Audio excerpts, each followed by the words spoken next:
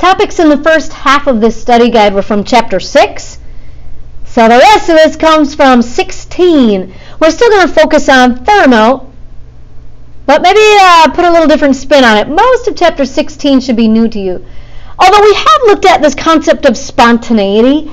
This was from kinetics. Gosh, we're reviewing so many topics in this chapter.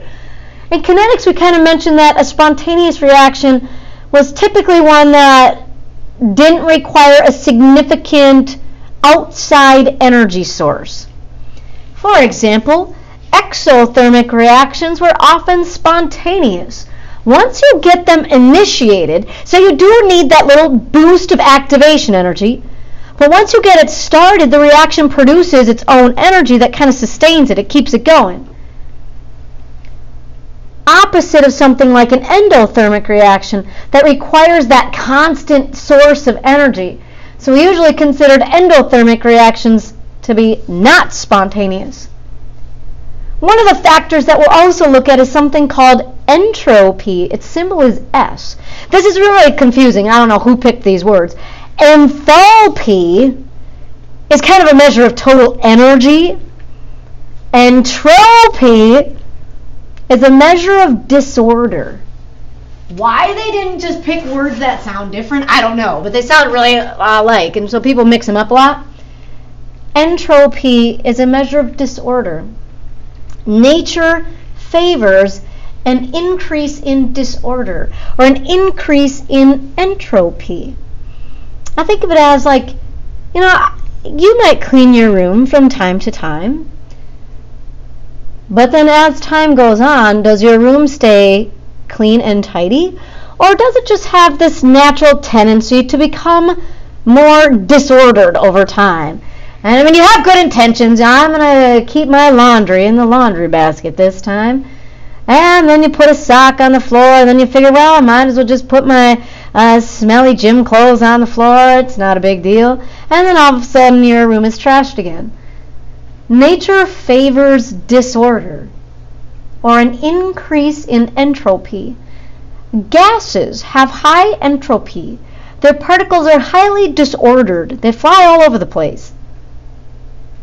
Unlike something like a liquid or a solid, where the particles are a little bit more orderly, especially a solid. Often like in a crystal, an ionic crystal, the particles are very ordered. 2 moles of a substance will have higher entropy than 1 mole. If I have more particles, there's a greater chance that they'll be disordered.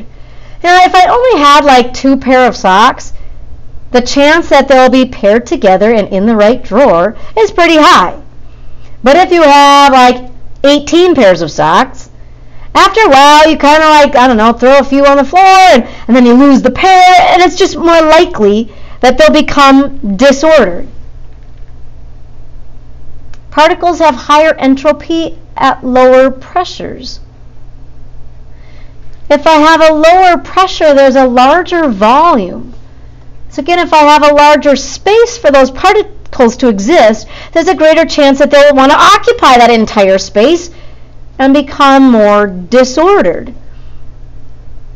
If you have a small bedroom, you might have no option but to kind of keep it orderly. If you have a large bedroom, there's just more space to throw stuff. So it's more likely then that maybe you do have a messier room. I don't know. Kind of the same thing here. Like in a larger volume, there's more space for the particles, so there's more chance that they'll be disordered. For any spontaneous process, there's always an increase in entropy. It's known as the second law of thermodynamics.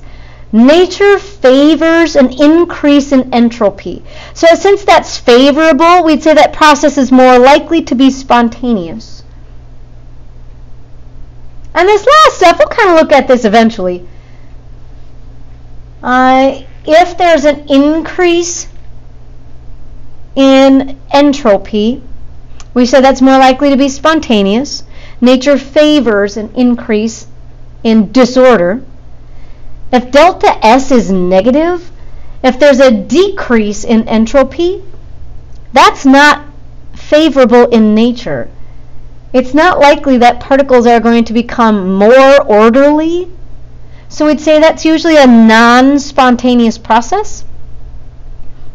And equilibrium! Yay, that word pops up again. We'll talk about equilibrium a little later at the end of this chapter 16.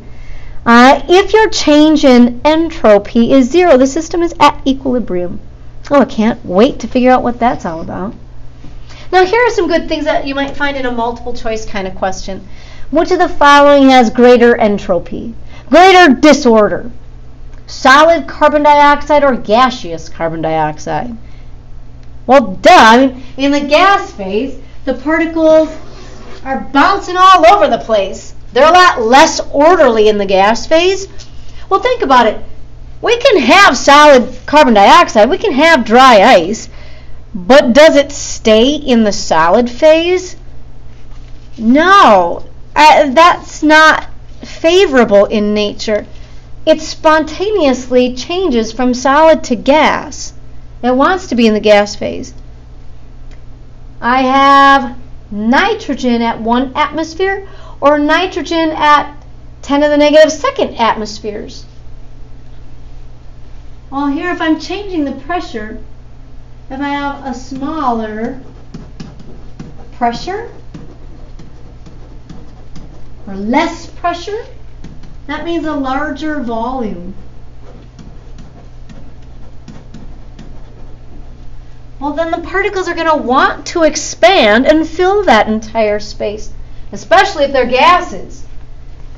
So under less pressure, there's a greater chance that the particles are disordered. They're going to fill that entire volume if possible. On the second part, predict the sign of the entropy change for the following processes. So again, like a good multiple choice question. They might say like A, B, C, D. Which of the following will have an increase in entropy?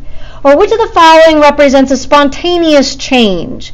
Well, again, nature favors an increase in entropy, an increase in disorder. That would mean it's favorable or spontaneous.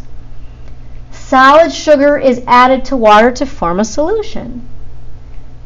Well, if sugar dissolves in water to form a solution, those particles are now separated from that solid crystal, and they're floating around in the water. We would call this a positive delta S. There's an increase in entropy, an increase in disorder, going from particles in the solid phase to particles that are now in solution. Iodine vapors condense on a cold surface to form crystals. Okay, so in the vapor phase, the particles have tons of energy. They're flying all over the place. But now I'm condensing them to form a solid. That's a decrease in entropy. The particles are becoming more orderly in the solid phase, or the crystal solid for iodine. In order to do that, you're going to have to remove a ton of energy.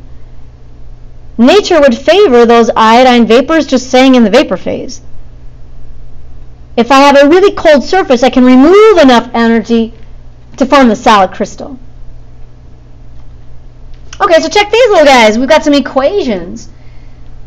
Calcium carbonate solid producing calcium carbonate and carbon dioxide gas, a decomposition. In this phase, check the number of particles. So I'm starting with 1 particle and producing 2 particles. Or I can think of it as 1 mole of particles producing 2 moles of particles. If I'm forming more particles,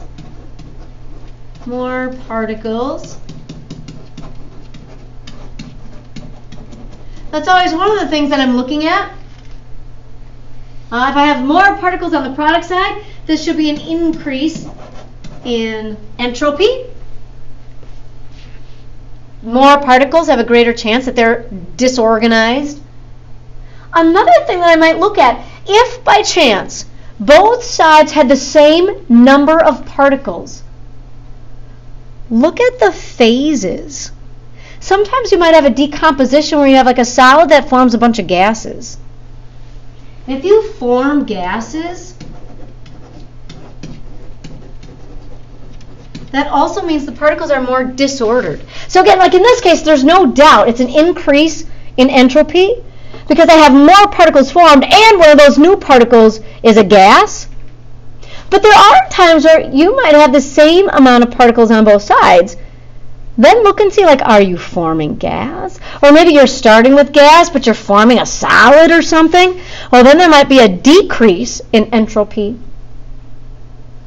The last one, I'm starting with 1, 2, 3 moles, and I'm going down to 2 moles. They're all gas, but I have less particles. So that should be a decrease in entropy, delta S. Okay, so here's one of the new factors that we're going to look at when we're judging a reaction or a change of any kind to see if it's spontaneous. Back in, I think it was like the kinetics, we talked about the exothermic, endothermic thing.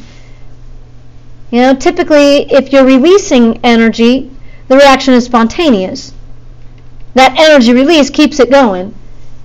Endothermic are typically not spontaneous. Here's another factor that we can look at. Nature favors an increase in disorder, an increase in entropy, which would then make that process more spontaneous.